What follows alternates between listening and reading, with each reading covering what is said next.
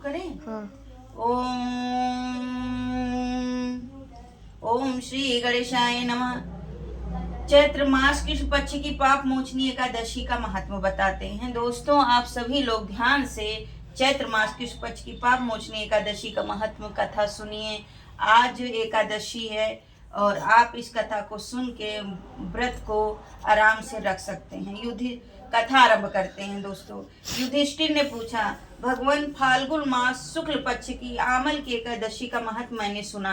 अब चैत्र कृष्ण पक्ष की एकादशी का क्या नाम है, यह बताने की कृपा कीजिए। भगवान श्री कृष्ण बोले, राजेंद्र सुनो, मैं इस विषय में एक पापनाशक उपाख्यान सुनाऊंगा, जिसे चक्रवर्ती नरेश मानधाता के पूछने पर महर्षि लोमसेन ने कहा था। लोमशने ने कहा था। मानधाता बोले, भगवान, मैं लोगों के हित की इच्छा से यह सुनना चाहता हूँ कि चैत्र मास के कृष्ण पक्ष में किस नाम की एकादशी होती है, उसकी क्या विधि है तथा उससे किस फल की प्राप्ति होती है। कृपया ये सब बातें बताइए।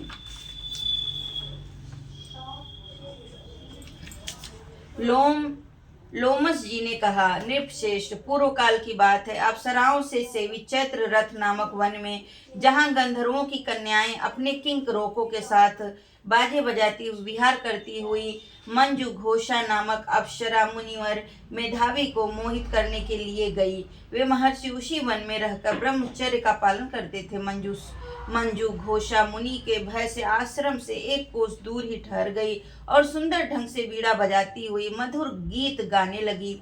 मुनि श्रेष्ठ मेधावी घूमते हुए उधर जा निकले और उस सुंदरी अप्सरा को इस प्रकार गान करते देख सेना सहित कामदेव से परास्त होकर बरबस मोह के वशीभूत हो गए। मुनि की ऐसी अवस्था देख मंजू घोषा उनके समीप आई और वीणा नीचे रखकर उनका आलिंगन करने लगी। मेधावी भी उसके साथ रमण करने लगे। काम बस रमण करते हुए न रात और दिन का भी भान न रहा। इस प्रकार मुनि जनोचित सदाचार का लोप करके अप्सरा के साथ रमण करते उन्हें बहुत दिन व्यतीत हो गए। मंजू घोषा देवलोक में जाने को तैयार हुई। जाते समय उसने मुनि श्रेष्ठ मेधावी से कहा, ब्राह्मण, अब मुझे अपने देश जाने की आज्ञा दीजिए। मेधावी बोले, देवी, जब तक सवेरे की संध्या न हो जाए तब तक मेरे ही पास ठहरो। अप्सरा ने कहा, विप्रवर, अब तक न जाने कितनी संध्या चली गई, मुझ पर कृपा करके बीते हुए समय का विचार तो कीजिए। लोमस जी कहते हैं, राजन, अप्सरा की बात सुनकर मेधावी के नेत्र आश्चर्य से चकित हो उठे। उस समय उन्होंने बीते हुए समय का हिसाब लगाया तो मालूम हुआ कि उसके साथ रहते 57 वर्ष हो गए। 57 वर्ष। उसे अपनी तपस्या का विनाश करने वाली जानकर मुनि को उस पर बड़ा क्रोध हुआ। उन्होंने शाप देते हुए कहा, पापनी, तू पिशाची हो जा।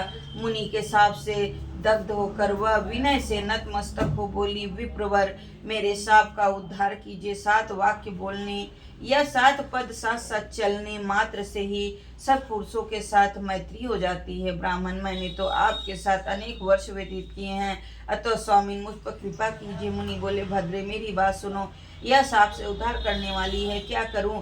तुमने मेरी बहुत बड़ी तपस्या नष्ट कर डाली। चैत्र कृष्ण पक्ष में जो शुभ एकादशी आती है उसका नाम है पाप मोचनी।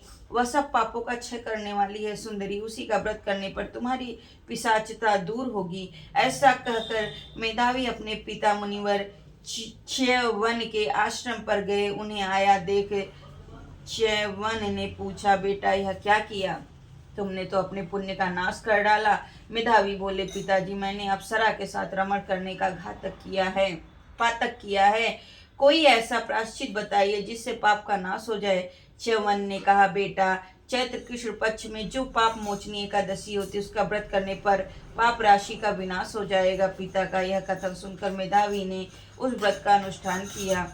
इससे उनका पाप नष्ट हो गया और वे पुनः तपस्या से परिपूर्ण हो गए। इसी प्रकार मंजू घोष ने भी इस उत्तम व्रत का पालन किया। पाप मोचनी का व्रत करने के कारण वह पिशाच योनि से मुक्ति हुई और दिव्य रूप धारिणी श्रेष्ठ अप्सरा होकर स्वर्ग लोक में चली गई। राजन, जो श्रेष्ठ मनुष्य पाप मोचनी एकादशी का व्रत करते हैं उनका सारा पाप नष्ट हो जाता है।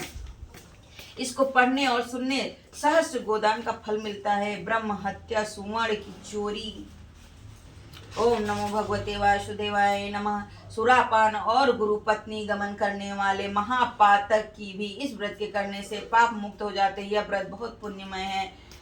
सभी दोस्तों को मैंने यह एकादशी का कथा पाप मोचनी का सुना दिया। आप सभी का कल्याण हो। जो यह व्रत का कथा सुने सभी का उद्धार हो। जय श्री राम। ओम नमो भगवते वासुदेवाय नमः।